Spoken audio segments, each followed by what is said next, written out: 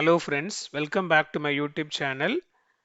நேற்று நைட்டு நான் கொடுத்த அப்டேட்லையும் இன்னைக்கு ஏர்லி மார்னிங் நான் போட்ட வீடியோலையும் இன்றைக்கான தங்கம் விலை குறைய வாய்ப்பு இருக்குன்னு சொல்லியிருந்தேன். பர்டிகுலர்லி ரூ. 60 வரை குறைவதற்கான வாய்ப்புகள் இருக்குன்னு சொல்லியிருந்தேன். கூட ரூ. 20 சேர்ந்து இன்று ஆகஸ்ட் 12 1 கிராம் 22 கேரட் ஆபரண தங்கத்தின் விலை ரூ. 80 குறைந்து ரூ. 9,295 சந்தைப்படுத்தப்பட்டிருக்கு.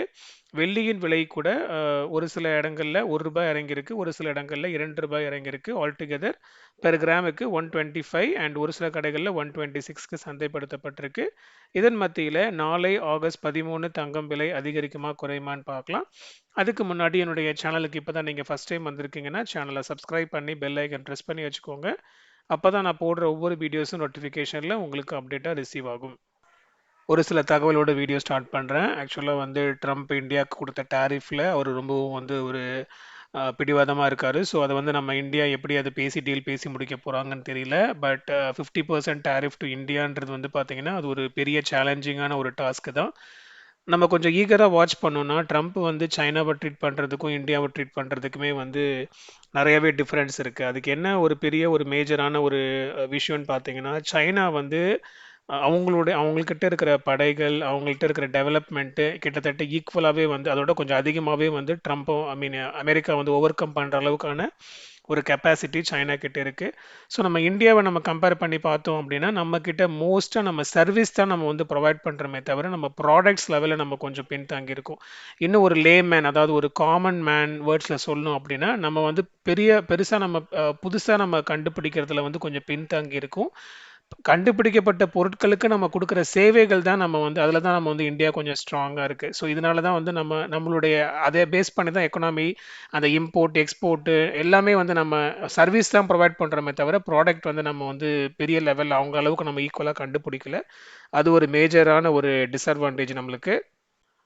இந்த சூழ்நிலையில ஒருவேளை சைனா வந்து இந்தியாவுக்கு கை கொடுக்குறாங்க. இப்ப யுஎஸ் வந்து கண்டிப்பா வந்து எதுவுமே சப்போர்ட் பண்ணல. பெரிய லெவல்ல அவங்க நம்மளுக்கு இம்பாக்ட் பண்றாங்கன்ற பட்சத்துல சைனா வந்து நம்மளுக்கு சப்போர்ட் பண்றதற்கான வாய்ப்புகள் இருக்கு. பட் ஆனா சூன் அவங்க வந்து எப்படி அதை ட்ரீட் பண்ணி அவங்க அதை எப்படி அட்வான்டேஜா எடுத்துப்பாங்கன்றது நம்ம பொறுத்திருந்து தான் பார்க்கணும். ஸோ எல்லாமே வந்து ஒரு டைம்ல நம்ம ஈகரா வாட்ச் பண்ணோம்னா, இப்போ இந்தியாவும் ஸ்ரீலங்காவுமே பார்த்தீங்கன்னா, ஃபர்ஸ்ட் எல்லாம் ஒண்ணா இருந்தவங்க தான். இந்தியாவும் பாகிஸ்தானும் ஒண்ணா இருந்தவங்க தான்.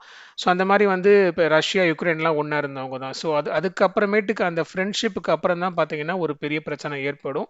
ஸோ அந்த அந்த லெவல்ல வந்து சைனா கண்டிப்பா வந்து ஒரு பொலிட்டிக்கல் கேம் வந்து ஒரு பொலிட்டிக்கல் ட்விஸ்ட் வந்து கண்டிப்பா அவங்க ப்ளே பண்ணுவாங்க. அதில ஆச்சரியப்படுறதுக்கு ஒண்ணுமே இல்ல.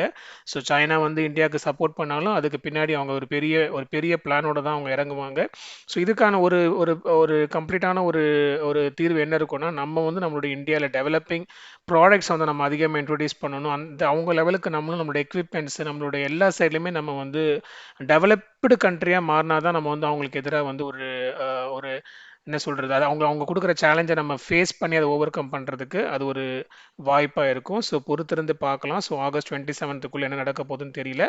ஆல்மோஸ்ட் அது கம்ப்ளீட்டான ஒரு நல்ல ஒரு ட்ரேட் டீல் பேசி முடிச்சாங்கன்னா நல்லாயிருக்கும். ஸோ நம்ம பொறுத்திருந்து பார்க்கலாம்.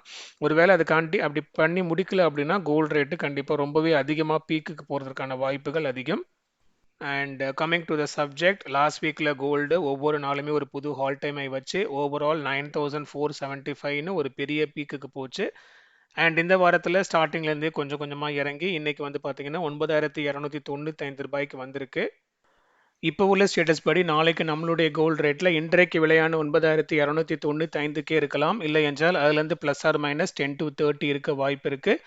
இருப்பினும் இது இப்போதைக்கு நைட்டு ஸ்டேட்டஸ் தான். அடுத்த அப்டேட் ஆஸ் யூஷுவல் நாளை காலையில் மார்க்கெட் ஃபிக்ஸிங்க்கு முன்னாடி கொடுப்பேன். டைம் இருந்தால் லென்த்தி வீடியோ போடுவேன், இல்லைனா நான் குட்டி ஷார்ட்ஸ் போடுவேன். ஸோ நீங்கள் மறக்காமல் காலையில் ஒரு வாட்டி சேனலில் மானிட்டர் பண்ணிக்கோங்க. அப்போ தான் அது உங்களுக்கு முழுமையான பயனாக இருக்கும். காலையில் போடுற வீடியோ நோட்டிஃபிகேஷன் உங்களுக்கு ரிசீவ் ஆகிறதுக்கு மறக்காமல் என்னோட யூடியூப் சேனலுக்கு சப்ஸ்கிரைப் பண்ணி பெல் ஐக்கன் ப்ரெஸ் பண்ணிக்கோங்க. அதோடு நம்மளுடைய கோல்டு ப்ரிடிக்ஷனுக்கான இன்ஸ்டாகிராம் அக்கௌண்ட் லிங்க் நான் டிஸ்கிரிப்ஷனில் கொடுத்துருக்கேன். ஒருவேளை நீங்கள் இன்னும் அந்த இன்ஸ்டாகிராம் அக்கௌண்ட்டை ஃபாலோ பண்ணலன்னா மறக்காமல் அந்த டிஸ்கிரிப்ஷனை செக் பண்ணி லிங்க்கை கிளிக் பண்ணி அக்கௌண்ட்டை ஃபாலோ பண்ணிக்கோங்க. அடுத்த வீடியோவில் பார்க்கலாம் மக்களே. நன்றி.